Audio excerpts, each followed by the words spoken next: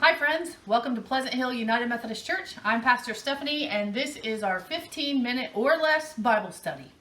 Today, since this is the Wednesday of Holy Week, we're going to take a quick look at John 13 through 17.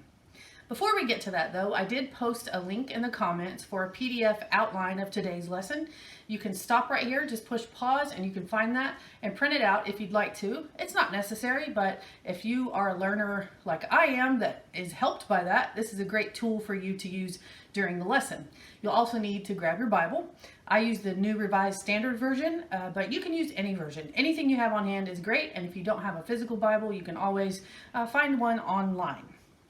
Now, if you joined me last week, you will remember this simple outline of the Gospel of John from N.T. Wright.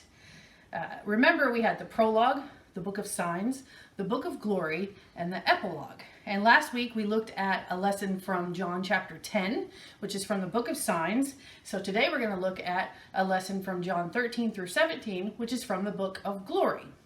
Now, the book of glory is the part of the Gospel of John where Jesus moves toward the cross. Then he goes to the cross, then he dies on the cross, and then he's resurrected.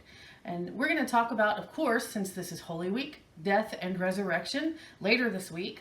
So today I want us to look at the preparation for going toward the cross. And that's John 13 through 17. Jesus and his disciples, they've gathered together for a meal. And it's a special time for Jesus with his closest followers, his closest friends.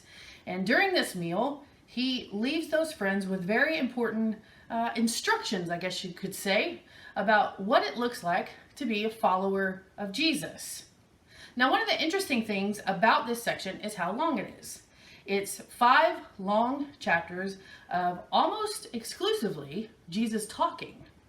Now, if you have a red letter edition of the Bible, you can open that up and you can see that it's a lot of red.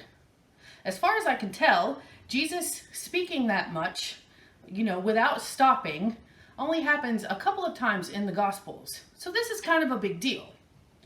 Now look at John 13:1. Now before the festival of the Passover, Jesus knew that his hour had come to depart from this world and go to the Father. Having loved his own who were in the world, he loved them to the end. So we see right here in this section, this transition verse, Jesus knows this is the end. This is his last chance to say what he needs to say. So this means we should probably pay attention to what he's about to say, right? Now, of course, we don't have time to go over every single detail in John 13 through 17. That would take a long time. So tomorrow, which is Maundy Thursday, I'll be preaching from John 13 at 7 p.m. right here. So I hope that you will join me for that. But for today then, I just want to point out 3 important themes from John 13 through 17. Now, these aren't the only themes, and there's a lot of stuff you can learn here, but these are things that are just kind of standing out to me right now. So the first thing I want you to notice is how much love is shared here. In these 5 chapters, love or loved is used over 30 times. Now, it's safe to say that love is important to Jesus. Love is important to Jesus, but it's not just any kind of love, right? In chapter 15, verse 13, Jesus tells us exactly what kind of love it is. He says, "No one has greater love than this, to lay down one's life for one's friends." See, Jesus is talking about what the greatest love looks like. And he's preparing to go to the cross. He's laying down his life. That's what love looks like. But what's even more challenging in my mind is verse 12. We back up a verse. "This is my commandment," says Jesus, "that you love one another as I have loved you." Do you hear that now? Jesus is saying, love the way I love. And how does Jesus love? Sacrificially. Sacrificially. That's definitely a challenge for us. Now, I'm not saying that all of us need to, martyr ourselves or die on a cross.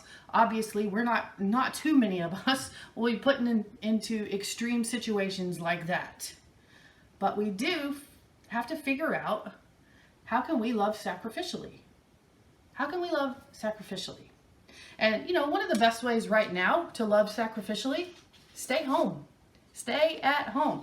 Stay home as much as you can. You know, if we all made this sacrifice, we would get past this whole coronavirus situation much more quickly. Plus, by staying home, we're protecting one another. So that's a good way to express our sacrificial love right now. Stay home, do what the CDC has asked, stay home. Now, the second thing I want you to notice, take a look at this list. Do not let your hearts be troubled. Peace I leave with you. My peace I give to you. I do not give to you as the world gives. Do not let your hearts be troubled, and do not let them be afraid. I have said these things so that you might have peace. I am not alone because the Father is with me. See, Jesus knows that he's headed for the cross. He knows that he is headed for a lot of fear and pain and heartache and confusion, and he knows that his closest followers are going to experience all of that. Even so, he tells them, don't be afraid, don't worry, don't be troubled, be at peace. Even though he knows what's coming, that's what he says. Sometimes it's difficult to hear Jesus tell me not to be anxious. But then I remember that Jesus was faced with all of the same emotions that I've experienced and that I'll ever experience. And he still says, you can have peace in the most stressful times. And I also remember that the peace of Jesus isn't like any other peace. Jesus isn't asking us to ignore our feelings or ignore our fear. He's simply reminding us that there's probably something beyond our pain and anxiety. There's something to look forward to. There is hope.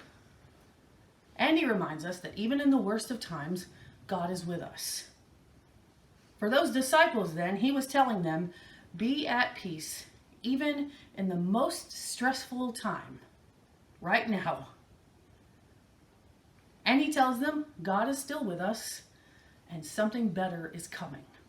Hang in there, we'll get through it together. Finally, look at this. Do you not believe that I am in the Father, and the Father is in me? The words that I say to you, I do not speak on my own, but the Father who dwells in me does his works.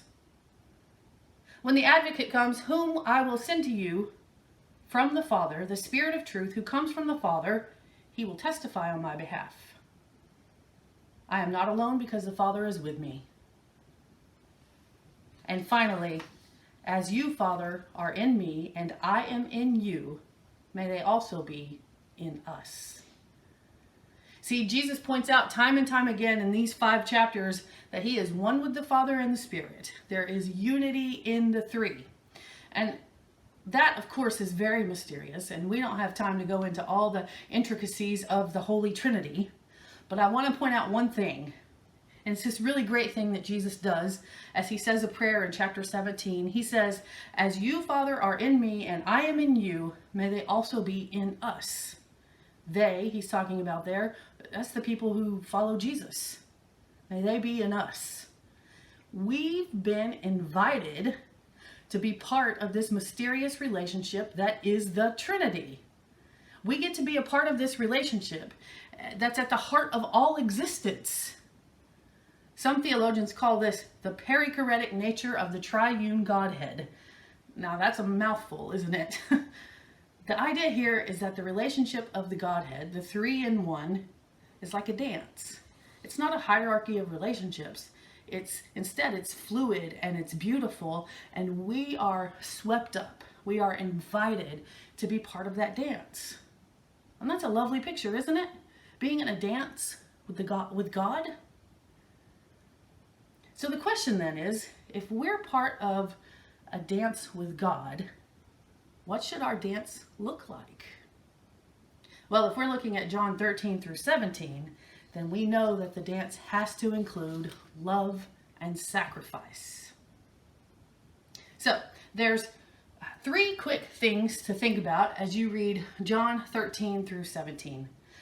Please join me back here tomorrow at 7 p.m. for a Maundy Thursday reflection, and then on Friday at 7 p.m. for Good Friday time of prayer and reflection. And then, of course, I hope to virtually see you on Easter morning. Peace, my friends.